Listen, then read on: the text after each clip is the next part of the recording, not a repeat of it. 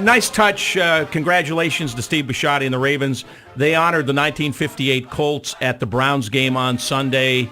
Andy Nelson, Lenny Moore, so many of the families were there, Sandy Unitas, but a nice gesture. 60 years later, the greatest game ever played, still being honored here in Baltimore. And we welcome in a man right now who's a filmmaker and who's dealing with that subject. It's that transition from the Colts to the Ravens and the 12 years in between when Baltimore didn't have football. Troy Lowman is the filmmaker, and it's called Ghosts of 33rd Street. In full disclosure, I was interviewed as part of this project by Troy and his people, Wally Williams. Welcome, Troy. Hey, Scott. Thanks for having me on. Jeremy, Happy New Year. Same to you, bud. So this is kind of a neat time with football fever cresting here with playoff football in Baltimore, but this is something you've been thinking about and working on for a while, right? Yeah, it's a project that I came up with, I don't know, about a year ago. I grew up in the 70s. Fair disclosure, I'm a Redskins fan. Yeah, I knew that's that. a whole sad story in itself. But, when I grew up, I was still partial to the Colts, Sack Pack Colts, Burt Jones. The Baltimore fan base, I feel, football fan base is the best in the world. And when I went to college and the Colts left, I was a Redskins fan. It was our glory days. Yeah. But I saw a lot of my friends didn't know who to root for. Their team had left.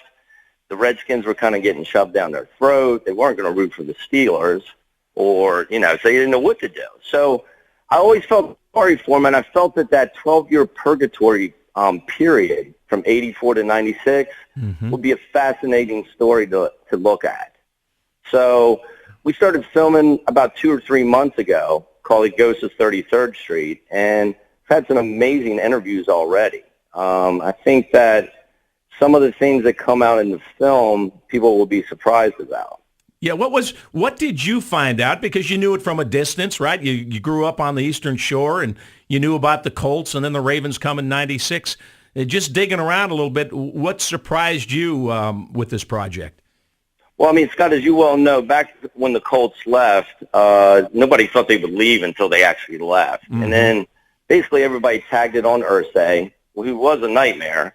But there was also a lot of other factors why the Colts left. The city not having financing for its stadium, other factors. The blue laws, there were a lot of things, right? The blue laws where games had to start at 2 o'clock instead of 1 in Baltimore.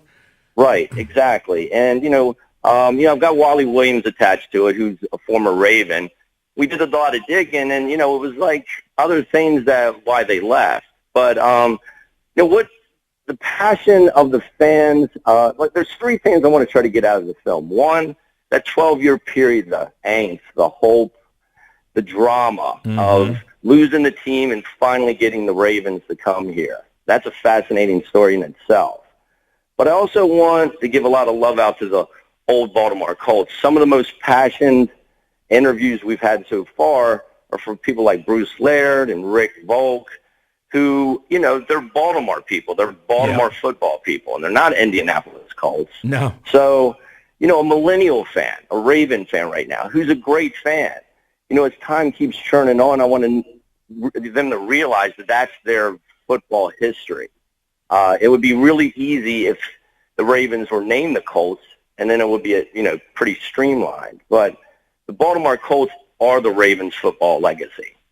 Yeah, I want to get your take on just, it is kind of weird when you would see Colts players breaking, or Indianapolis Colts players breaking records of Baltimore Colts players, and, how it ties into the fandom here, because that's one of the things it was just like a kick in the gut for a lot of fans that lost their team. Did you guys get some of that perspective on this as well?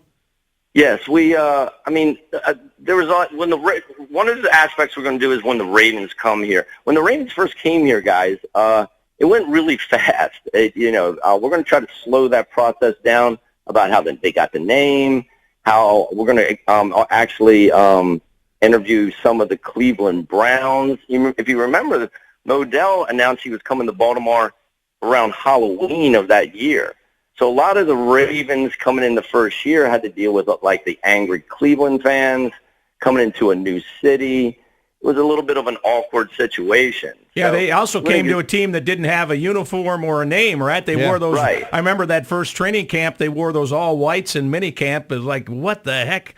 what are these uniforms, right?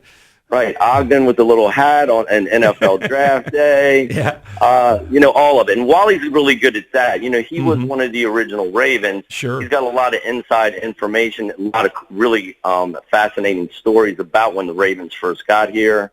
And, was there a little bit of guilt or angst about taking a team from an old guard city like Cleveland and coming here? Just all the there's things a lot leading up to getting the team. Hey, Troy, you got something going on, tomorrow night where you're inviting fans to come out and tell their story? Yeah, this is going to be one of my favorite segments, Scott. We've got some really die-hard Baltimore Colts fans. I mean, some of their stories are just fascinating. And then we're going to have like a first-take roundtable with me, Wally, and these fans at Jimmy's Seafood. Nice. And then they're just going to tell us stories about the last years of the Colts, how it was growing up a Colts fan, how they felt about the Ravens when they came in. Just on the phone, them telling me stories. I mean, they're really impassioned fans. Yeah.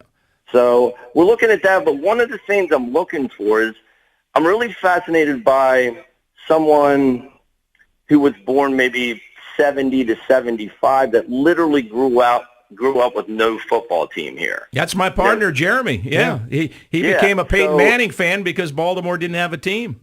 Right. Mm-hmm. And, how they reacted. Like, when you're between 9 and 19, that's when you really form who you like. Yeah, and the hard part about all that, I think a lot of it stems from your father too, or your parents, and what because like my dad liked the Steelers in that time, and I didn't I've always been like the black sheep, so I would try to filter off, and I'd root against whoever my family was rooting for because that's who I am. But that is kind of odd growing up without a team and not understanding the history when you're a child.